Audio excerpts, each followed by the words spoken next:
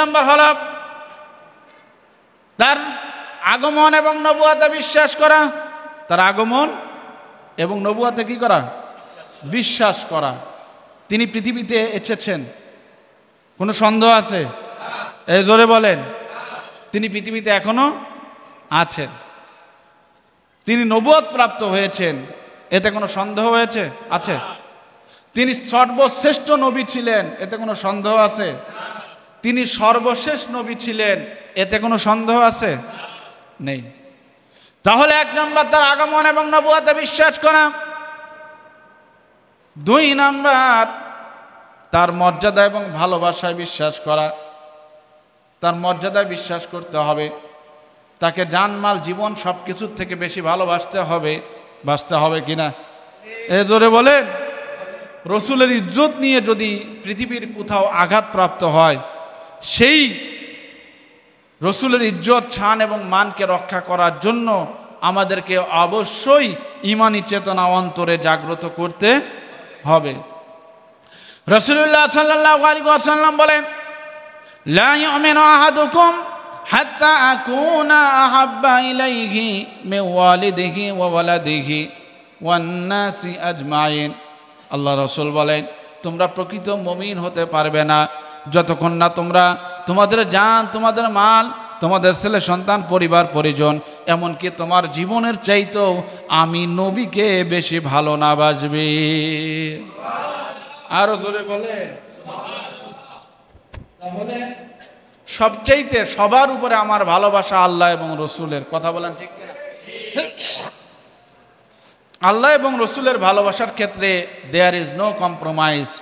কোনো sacrifice, compromise চলবে না। এই জন্য তার নবুয়ত, তার মর্যাদা এবং ভালোবাসায় বিশ্বাস করা।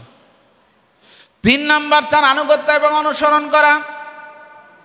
শুধু বিশ্বাস করলে হবে না, শুধু মহব্বত করলে হবে না, তার আদর্শকে অনুসরণ করতে হবে। তার আদর্শ বাদ দিয়ে কার্ল মার্কস, লেনিন, যত ধরনের গণতন্ত্র, সমাজতন্ত্র, পুঁজিবাদতন্ত্র, যত মতবাদ আছে, এগুলিতে বিশ্বাস কখনো করা যাবে না। একমাত্র আদর্শ মানতে হবে মুহাম্মদুর রাসূলুল্লাহ সাল্লাল্লাহু আলাইহি ওয়াসাল্লামকে। এখন তাহলে প্রথম হলো তার আগমন। এখন তার আগমন ঘটেছে কবে? ঐতিহাসিকরা বলেছেন 570 অথবা 71 খ্রিস্টাব্দে, আমুল ফিলের বছর। হযরতে মাখরামা ইবনে কায়েস রাদিয়াল্লাহু তাআলা আনহু বলেন, ওই সময় তাদের সন তারিখ তারা হিসাব রাখতো না। এই জন্য তারা ঘটনার প্রেক্ষাপটে তারা সময়কে হিসাব রাখত। তিনি বলেন, উলিদতু আনা ওয়া রাসূলুল্লাহি সাল্লাল্লাহু আলাইহি ওয়াসাল্লাম ফি আমিল ফিল। আমি এবং প্যারা হাবিব সাল্লাল্লাহু আলাইহি ওয়াসাল্লাম হস্তি বাহিনীর বছর পৃথিবীতে জন্মগ্রহণ করেছি। আনা আকবারু মিনহু, আমি তার থেকে বড় বয়সের দিক থেকে, কিন্তু নবুয়ত এবং মর্যাদার দিক থেকে সে সবার বড়। সুবহানাল্লাহ। নবুয়ত, সম্মান, মর্যাদার দিক থেকে সে সবার বড়, বয়সে আমি তার থেকে বড়। এখন রাসূলুল্লাহ সাল্লাল্লাহু আলাইহি ওয়াসাল্লাম কোন মাসের কত তারিখে জন্মগ্রহণ করেছেন এটা সংরক্ষিত না। কেন না? কারণ প্যারা হাবিব সাল্লাল্লাহু আলাইহি ওয়াসাল্লাম থেকে নিয়ে প্রায় 600 বছর পর্যন্ত পৃথিবীতে রসুলের জন্মদিনও পালন করা হতো না, মৃত্যু দিবসও পালন করা হতো না। 600 বছর পরে সাহাবায়ে কেরামরা জন্মদিন, মৃত্যুদিন পালন করেন নাই। 600 বছর পরে এটার সংরক্ষণ করা হয়েছে, অনেকেই বলেছেন। তা বিভিন্ন সিরাত গ্রন্থে যেটি পাওয়া যায়, প্যারা হাবিব সাল্লাল্লাহু আলাইহি ওয়াসাল্লামের জন্মের মাস নিয়ে 8টি মত রয়েছে। কয়টি? একজন এক এক মাসের কথা বলেছেন। সর্বশেষ রসুলের জন্মের মাস ঐতিহাসিকরা বলেছেন রবিউল আউয়াল মাস। কোন মাস? রবিউল আউয়াল মাস। এর বাবার রবিউল আউয়াল মাস নির্ধারণ হওয়ার পরে রাসূলুল্লাহ সাল্লাল্লাহু আলাইহি ওয়াসাল্লাম রবিউল আউয়াল মাসের কয় তারিখে জন্মগ্রহণ করেছেন এটা নিয়ে আবার অনেক পার্থক্য আছে। কেউ বলেছে 2 তারিখ, কেউ বলেছে 6 তারিখ, কেউ বলেছে 8 তারিখ, কেউ বলেছে 10 তারিখ, কেউ বলেছে 12 তারিখ, কেউ বলেছে 17 তারিখ। আবার কেউ বলেছে 22 তারিখ। তুরস্কের একজন বিখ্যাত জ্যোতিষশাস্ত্রবিদ যিনি সময়কে নিয়ে গবেষণা করেন, তিনি বলেন 9 তারিখ অধিক সম্ভাবনা।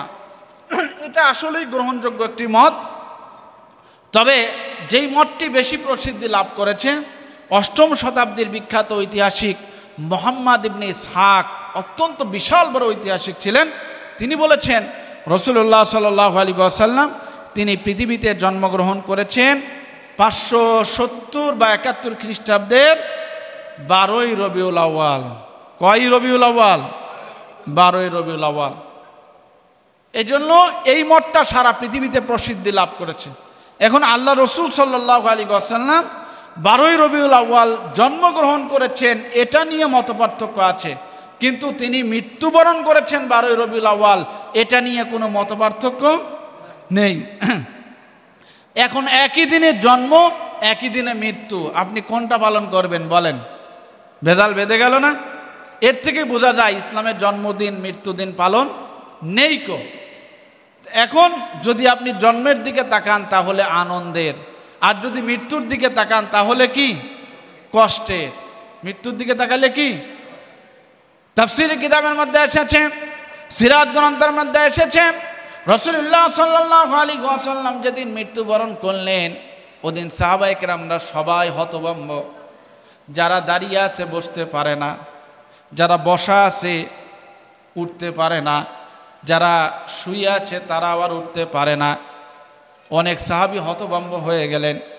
হযরত বেলাল রাদিয়াল্লাহু তাআলা আনহু বললেন, যেই মদিনায় প্যারা হাবিব সাল্লাল্লাহু আলাইহি ওয়াসাল্লাম নাই, ওই মদিনায় আমি থাকবো না। বেলাল মদিনা ছেড়ে সিরিয়ায় চলে গেলেন। হযরত আব্দুল্লাহ ইবনে যায়েদ ইবনে আব্দুর রাব্বি বললেন, আল্লাহুম্মা মাযহিব বাসারি হাত্তা লা আরা আহাদাম মিন বাদি হাবিবি। ইয়া আল্লাহ, যেই চোখ দিয়ে আমি আমার প্যারা হাবিবকে দেখতে পাবো না, ওই চোখ আমি দুনিয়াতে আর রাখতে চাই না।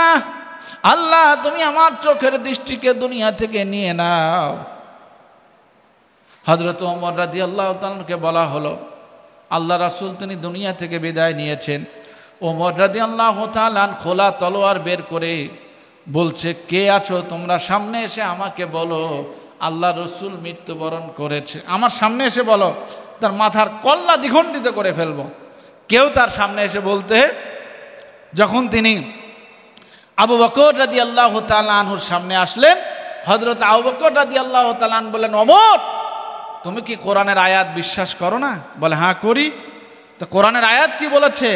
ইন্নাকা মাইয়িতুন ওয়া ইন্নাকুম মাইয়িতুন। ইয়া রাসূলুল্লাহ, আপনি মৃত্যুবরণ করবেন, দুনিয়ার সবাইকে মৃত্যুবরণ করতে। তখন ওমর রাদিয়াল্লাহু তাআলা আনহু থেমে গেলেন। তাহলে এখন বলেন, জন্মদিন পালন করব না মৃত্যুদিন পালন করব? মিলাদুন নবী পালন করব না সিরাতুন নবী পালন করব? আমাদের দেশে মারামারি আছে না, ঠেলাঠেলি আছে না? কিছু হুজুর আছে এটাকে বেশি সিরিয়াত বলে ভাইরাল হতেছে। ভাই, জন্ম যদি না হয় জীবনের সিরাত কোন জায়গা থেকে আসে? কথা বলেন ঠিক কিনা? এজন্য জন্মও দরকার আছে, তার সিরাতও দরকার। এজন্য মিলাদুন নবী সিরাতুন নবী দুটোই আমাদের দরকার। তবে মিলাদুন নবী নিয়েও বাড়াবাড়ি করা যাবে না, সিরাতুন নবী নিয়েও বাড়াবাড়ি করা এই জন্য বলেন যাবে।